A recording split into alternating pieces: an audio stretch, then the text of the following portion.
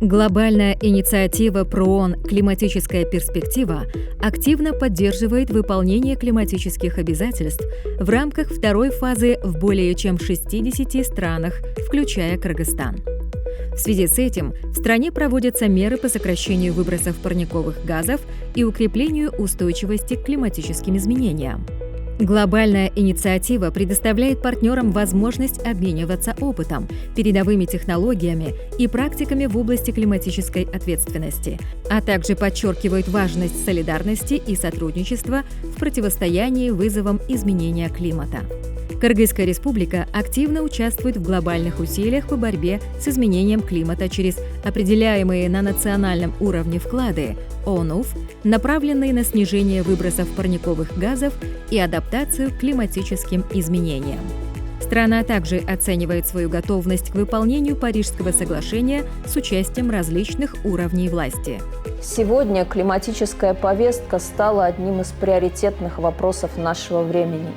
И Кыргызская республика, как активная участница глобальных усилий, не остается в стороне. Страна осуществляет стратегические программы и проекты, ориентированные на устойчивое развитие через климатоустойчивое развитие и адаптацию к изменению климата. Изменение климата уже происходит. Мы все являемся свидетелями радикальных перепадов температур, аномальной жары летом и тепла зимой. ПРООН продолжает поддерживать правительство, местные органы власти и местные сообщества в разработке планов адаптации, особенно в уязвимых регионах и среди малообеспеченных слоев населения. Кыргызстан, являясь членом форума уязвимых стран, подчеркивает необходимость международного сотрудничества в решении проблемы изменения климата.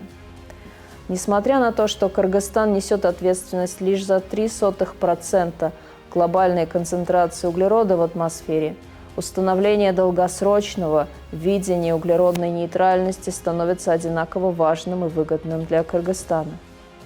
Это видение предусматривает, как долгосрочные адаптационные и митигационные цели будут стратегически встраиваться в планы развития и далее инвестироваться. Они могут стать прорывом в создании тройной пользы, нации, которая будет устойчива к множественным кризисам, приверженная и продвигающая зеленую экономику и устойчивое развитие. Для достижения наших амбициозных целей нам необходима поддержка правительства, гражданского общества, бизнеса и международного сообщества. Для подтверждения своей приверженности климатическим целям президент поручил правительству Кыргызской республики разработать концепцию достижения углеродной нейтральности к 2050 году.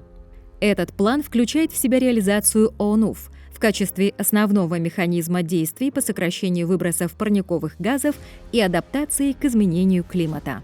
Концепция достижения углеродной нейтральности Кыргызской республики представляет собой комплексный подход к сокращению воздействия человеческой деятельности на климат.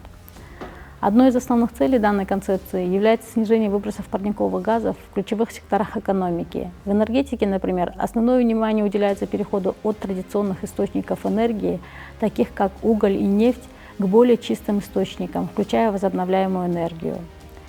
Промышленные процессы также становятся объектом изменений в рамках низкоуглеродного развития. Внедрение эффективных технологий, повышение энергоэффективности и переход к замкнутым циклам производства способствуют сокращению выбросов парниковых газов в промышленности. ООН-УФ – это планы каждой страны по сокращению выбросов парниковых газов и адаптации к последствиям изменения климата. Эти планы включают в себя меры, направленные на уменьшение воздействия человеческой деятельности на климат, а также на повышение устойчивости страны к неблагоприятным изменениям.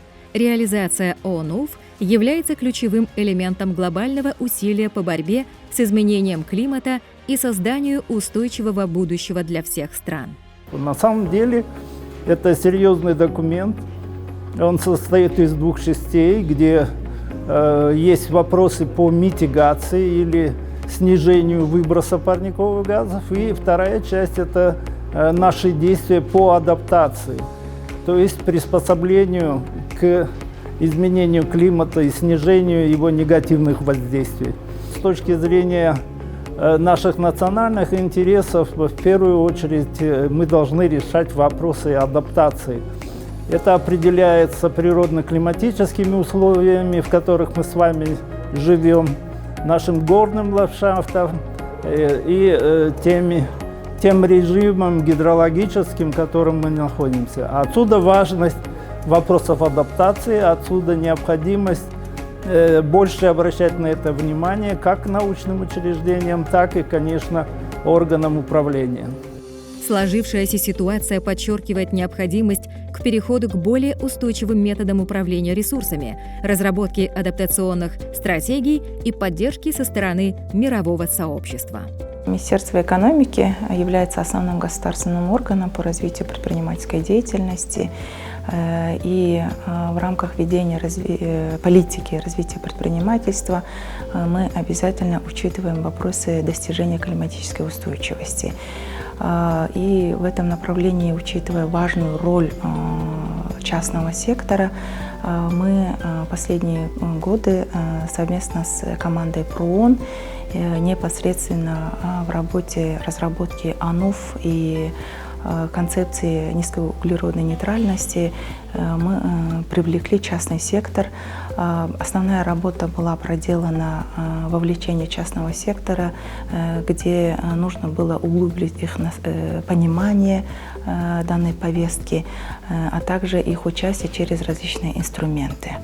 Сокращение выбросов парниковых газов – ключевой аспект борьбы с изменением климата.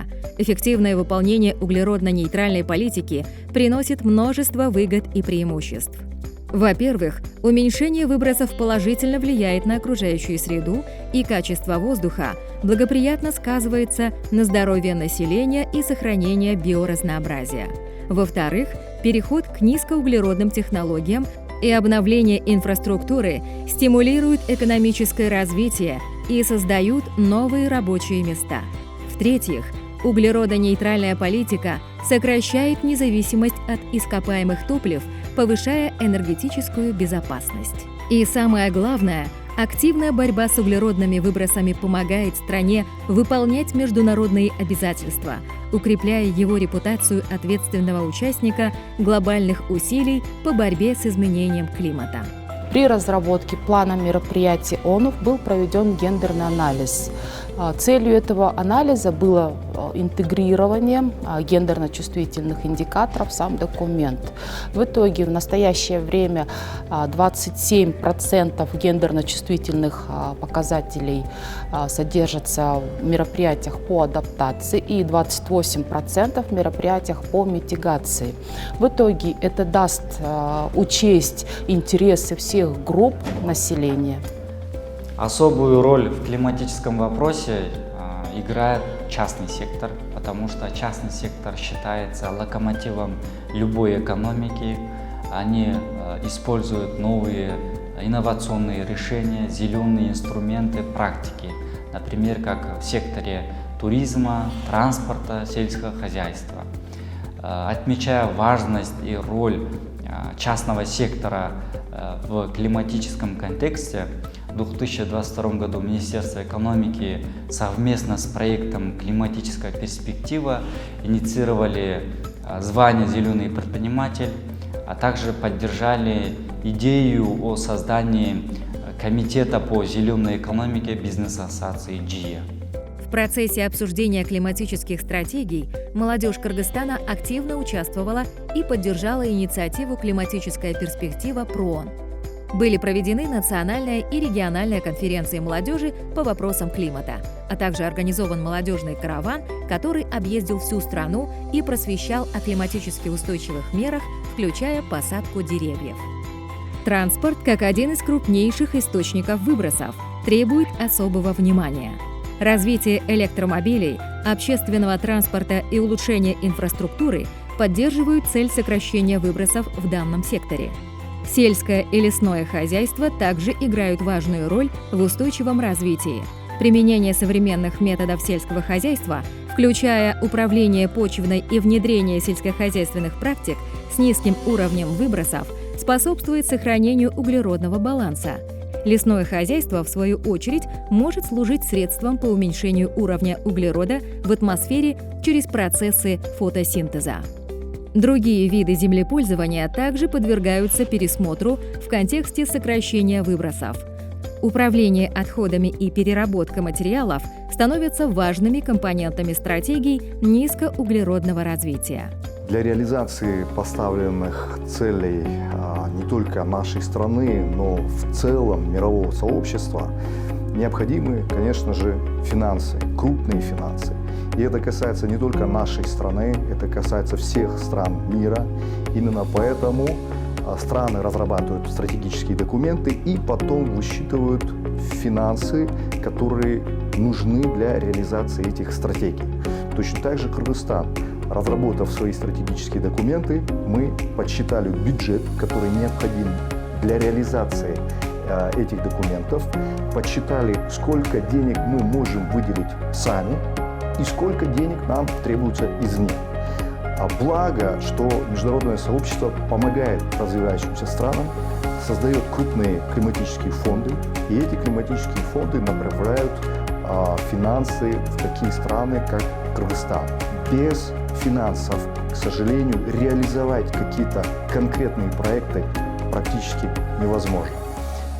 Кроме того, мы работаем не только с международными банками развития, климатическими фондами, но мы также пытаемся мобилизовать наш собственный капитал, который есть частный капитал внутри страны. Это зеленые бонды, это углеродный рынок и так далее. И сейчас, так же, как и все страны мира, мы входим в эту новую, формирующуюся только площадку климатического финансирования. Для успешной реализации концепции низкоуглеродного развития необходимо предпринять широкий спектр мероприятий и внести изменения в различные сферы экономики. В этом контексте важно обеспечить тесное взаимодействие государства, бизнеса и общества с целью формирования устойчивой и экологически ответственной модели будущего развития. Кроме того, необходимо учитывать аспект справедливого перехода на низкоуглеродную модель развития.